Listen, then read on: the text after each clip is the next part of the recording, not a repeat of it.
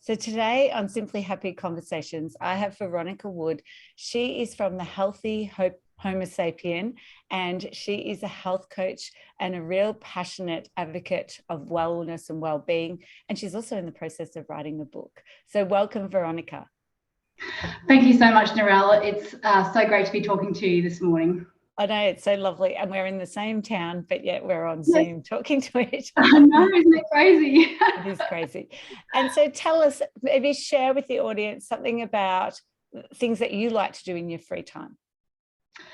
Free time. I mean, this is something that we get little of. So it's about making use of that. And in my free time, I like to write. So it's something that is quite a challenge with my current position at the moment. So I work full time. It's a pretty full on job. But I do like to write. I'm writing a book at the moment, as you mentioned. So that's exciting. It's a very long process, and you need to be committed to a long-term goal especially when you want to write a book. So yeah, writing, no news to anybody. I like to exercise, keep fit, look after my health, look after my husband, and just try and enjoy life. So as much as we can under these lockdowns and situation that everybody's in. But yeah, primarily share my knowledge and share my passion for health and well-being, and try to motivate others. So that's pretty much what I do in my spare time. So when do you write? Like, is it a morning thing that you like to do, or is it night you get into the flow, or is it a weekend? Yeah, so I did start on the weekends, and then I realized that I was always leaving it to a Sunday afternoon because there was always so much to do. And I thought, okay, well, Sunday afternoon, by 3 o'clock, I'll sit down and I'll have my writing time. But it wasn't working out for me. So because things just got in the way. So now I have a routine, and I get up at 5:30 in the morning, and I spend an hour every morning writing. So that is my time. It's nice and quiet, and it's a great routine that I found myself in, and I'm now regularly writing. So it works. I'm a morning person, so I'm not sure that there's a lot of morning people out there, but it took me a while to find my rhythm and find my groove, and that's the time that suits me. And have you found that has actually influenced the rest of your day as well, by having that set time now and doing the writing? Yeah, absolutely. I'm on fire when I start work. Like, my teammates are like, "Whoa, that's so much energy," because my mind is awake, and I'm ready to take on whatever the day is going to give me. And I've had breakfast, I've had my coffee, and I'm I'm ready to go. So it definitely does. On the days if I have a day that I feel like I want to have a bit of a sleep in, if I am feeling a bit fatigued, I will sleep in. And then I feel like I haven't had that time to do what I want to do in the day. So then it feels like it's just all work. So I find that that's really important, just to have that bit of time where you're focusing on something that you're passionate about and that you want to do. It's so important. And then you can give yourself, to the other work. So yeah, definitely. Yeah, so it sounds like you fill your cup in the morning, and then the rest of the day it's full enough to get through with everything else you need to do. Yeah, exactly. Now, do you want to share with us your business, or maybe your journey, your story first, because there's a bit more to it behind first, and it's like, especially where we are right now in lockdown and in COVID times, it'd be great for you to share. Yeah, sure. I've always been interested in health and well-being, and I thought, I started my fitness career back in 2005. I was a personal trainer and a strength and conditioning coach, and I've had many businesses over the years. So I've moved around a lot, and moving around a lot and starting businesses can be very difficult, but I really got used to that, so I've had many personal training businesses. My husband and I moved to Geelong in 2015. So started another fitness business in 2015. And at that time, I also started studying nutrition.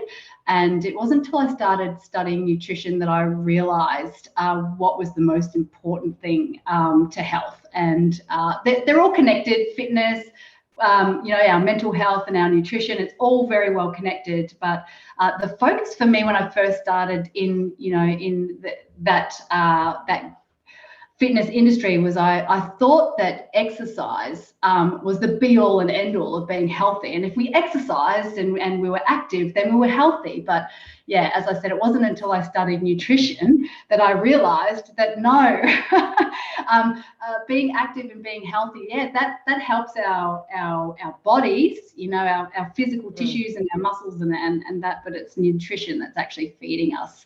So so look, I had a business in Geelong, and it was a good business. It was growing, and then I stopped that business. I closed that business just prior to COVID hitting, and I thank my lucky stars every day that I had made a move. I actually am an HR manager now, so that's my fallback game, I guess, is that I've got that to fall back on. So yeah, very, very lucky. But the passion doesn't leave you. My health and well-being passion will go everywhere that I am, regardless of what I'm doing. So and I want to share that with people.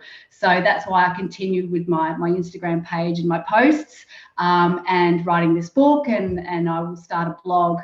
Looking for the right blog site to start my blog. And my husband says, how much do you need to write?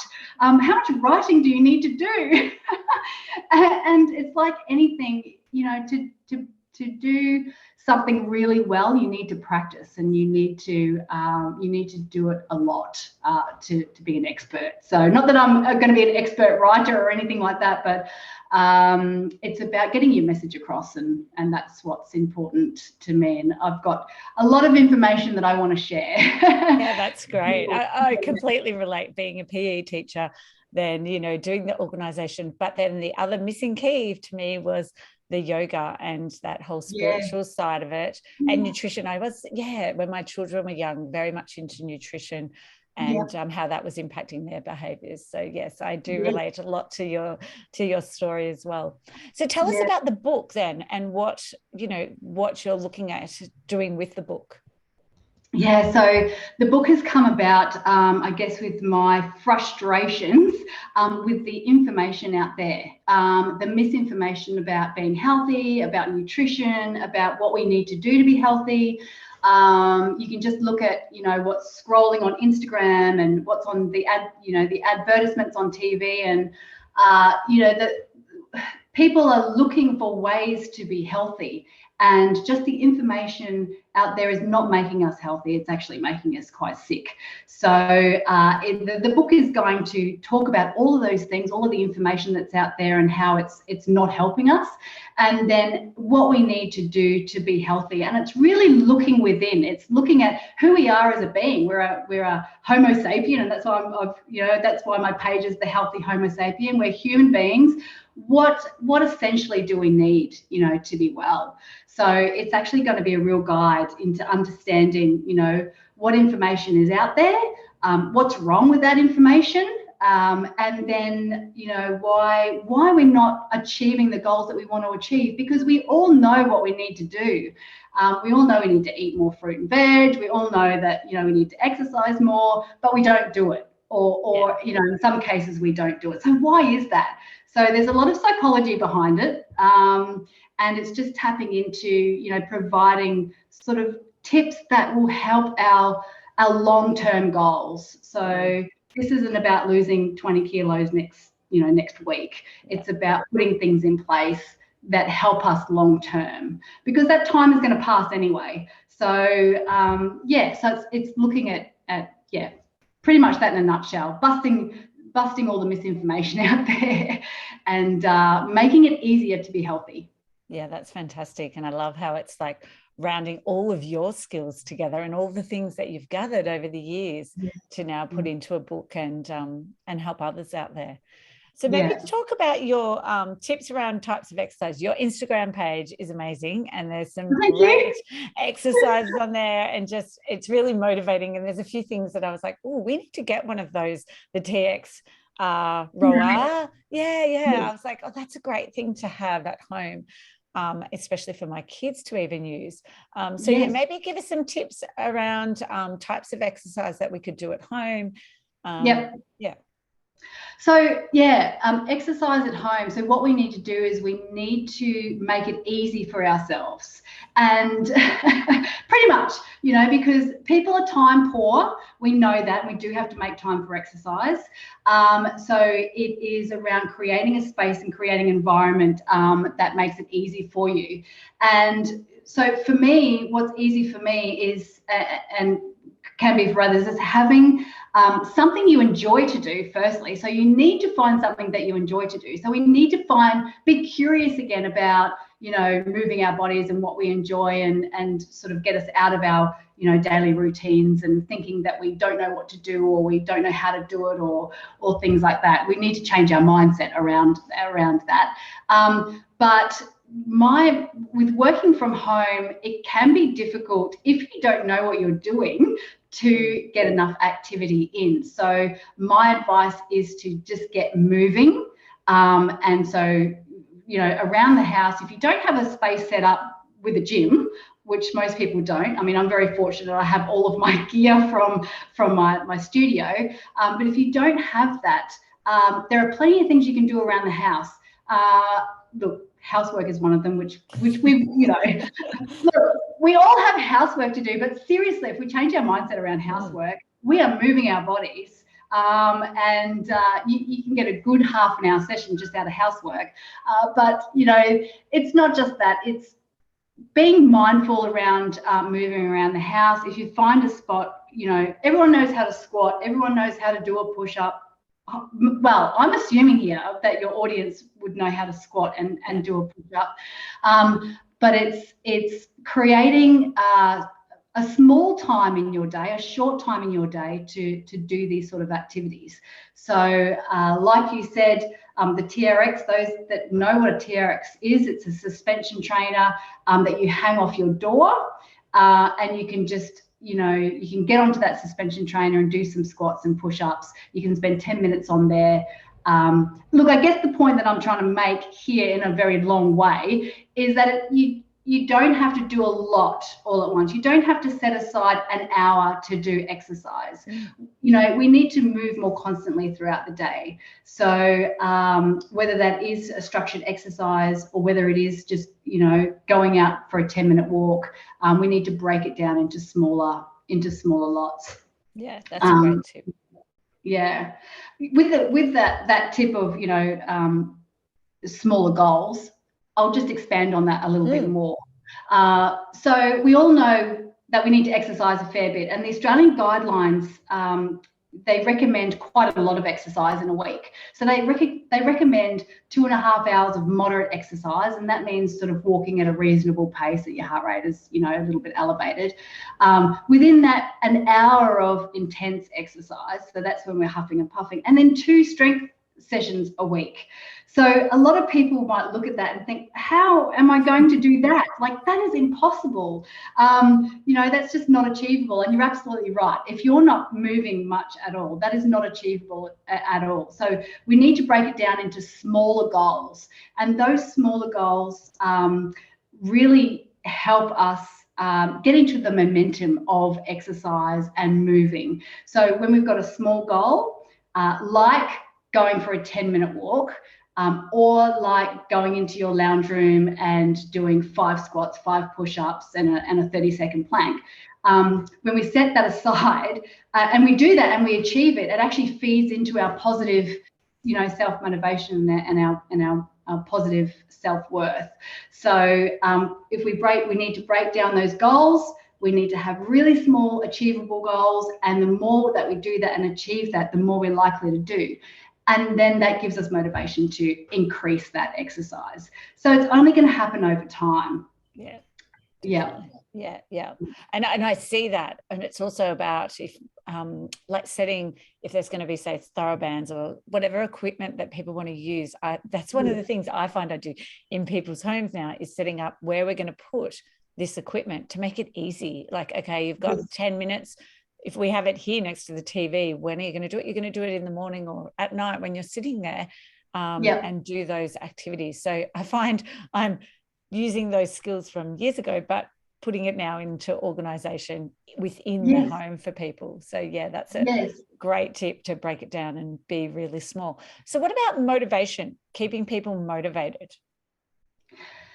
Motivation, that's a big one. So again, as soon as we achieve something, that's going to create some motivation for us. So those small goals. Motivation also comes from the people who we surround ourselves with, so the influences that we have in our life. So we need to look at our environment that we're working in and what is helping us stay motivated. So are we surrounding ourselves with people who are talking about exercise or talking about, moving? Are we, do we have that environment where we can actually do that? So yeah, our influences are really, really important. And finding something that you enjoy to do will motivate you. So again, that comes back to being curious about what you enjoy. And there's so much out there around, on your social media. Once you find what you like to do, then you follow those people or start talking about it and being influenced by it.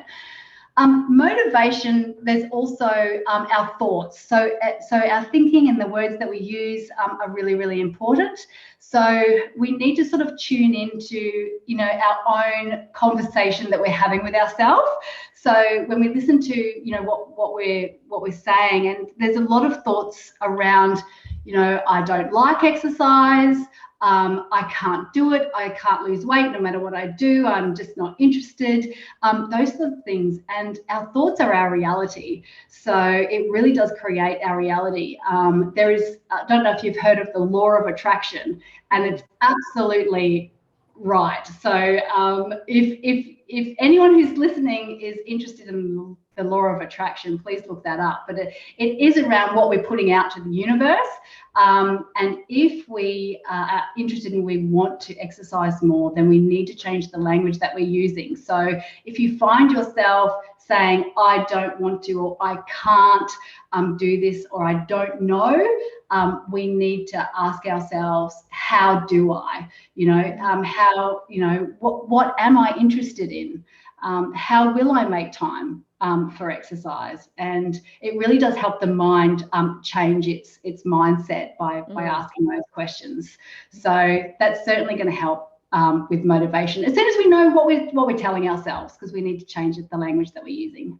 Oh, definitely. Isn't it? Our subconscious mind is so powerful and has all those stories. And it's one of the things that I love about yoga is like setting that intention, even if we don't believe it. By setting it, we're telling our brain, yes, this is true. I am an organized person. I am present. I am calm, whatever it is for that week that we'll focus on in the session. And so it's like bringing that back from sort of the yoga world and putting it into our everyday lives as well in, the little language that we use. So that's a great tip and a great reminder to people of positive language and the impact it has on our subconscious mind. Yes, I think a lot of the time we're always looking for an external influence. We're always looking for somebody to help us. We're always looking for external, whether it's a drug to use to help with our health or whatever it is. But really, it's we need to start looking within a little bit more. And if we do have that negative self-language, it's going to be really difficult to meet those goals that we're wanting to meet. So that's definitely a starting point, I would say, to people if they're having trouble meeting those health and wellbeing goals, is actually ask yourself or listen to yourself and work out what you're actually telling yourself, because that's what you're putting out to the universe. So yeah, definitely it is. So what about your day then? How do you start your day on the right foot? Yeah. So I start my day. Well, my day starts, and we were talking about after the writing. But the night before we were sort of and it's when I'm laying in bed. So I won't go into a nightly routine because that's not the greatest routine, but so we'll skip that. But when I'm in bed, before I'm going to go to sleep, I actually think about, my day tomorrow, and get myself into a positive frame of mind, and that, I'm going to wake up fresh. I'm going to, I'm going to be clear thinking. I'm going to be able to achieve whatever I want to achieve. It's all that positive, affirmations. Before I go to sleep. So, and then when I wake up, I get up early. So getting up early for me sets my day up really well. I always plan to move a lot. So I actually have an Apple Watch, and I never thought that I'd want to have an Apple Watch. I never thought that I would need, that guidance at all to move enough. But when you sit down all day, in a corporate job, having that reminder on your watch to stand every hour is absolutely great. So, because you can just get, sidetracked. So to make sure, so my daily routines: get up early. I have breakfast. I'm a breakfast person. I actually eat all day. It's very important for my body and my metabolism to do that. That's not for everybody. Everybody is very different, and I think we need to remember that we are all different, and we all require different levels of everything. So for me, making sure I'm eating right all day. Every now and again a snack, a naughty snack pops in, but that's we've got to have that as well. And then exercise. So it's not structured exercise every day. I just make sure I'm getting enough movement, and that is around the 10,000 step mark, which, if you're not used to doing that, it can take some time to get into that routine. So, and then I follow a couple of people on Instagram just to give me some motivation to do different types of exercise. So variety is absolutely the key for me. So I don't like doing the same things. I like to do different things, and that's important too, to keep us interested in moving our bodies, because if we're doing the same routine every day, it can get quite boring. So yeah. Oh, that's wonderful. And aren't we lucky at the moment? One of the benefits of COVID is that we've got this amazing variety of online programs, exercise that we can do now. Nearly every person who's out there who has some sort of, exercise of some kind, whether it's yoga, sport, there's something online for you to do anywhere in the world, which is great as well, isn't it? And that's it. There's something for everybody. And although there is so much out there, it's finding what appeals to you and what's good for you. And that's the most exciting thing about it is with our social media, is that you will find something that you will be interested in, but you have to look for it, and you have to be curious, and you have to try things out. Just go for it. Just try something. Yeah, definitely. It is, isn't it? Find someone that you really like and resonates with you, and then go for it. That's great. So if people want to connect with you, how can they connect with you? They can connect with me through Instagram at this point in time. So the Healthy Homosapien is my Instagram tag. And on that feed, I talk about all sorts of things. So I do exercise videos. I give tips around, sort of being mentally well, nutrition, some recipes. I want to do more recipes on there. I think they're important, and finding good things to eat is a challenge. Well, we need things that are easy to make anyway. They can contact me through Instagram, and until I've got a blog up, then that's probably the way to connect. And I'm sure they'll see then when the book comes out as well. It'll be the book. Yes. So exciting. Hopefully sometime in 2022 that book will be released. Yeah. Oh, that's wonderful. I can't wait to see it and read it when it does come out. Thank you so much for your time today, Veronica, and sharing your wisdom with us as well, and tips that people can go away and implement today in their life as well. So thank you so much for your time. Thanks for having me, Narelle. I could talk about this topic all day long. Thank you again. I hope your audience can take at least just one tip, out of the conversation today. Oh, I'm sure they will. Thanks again.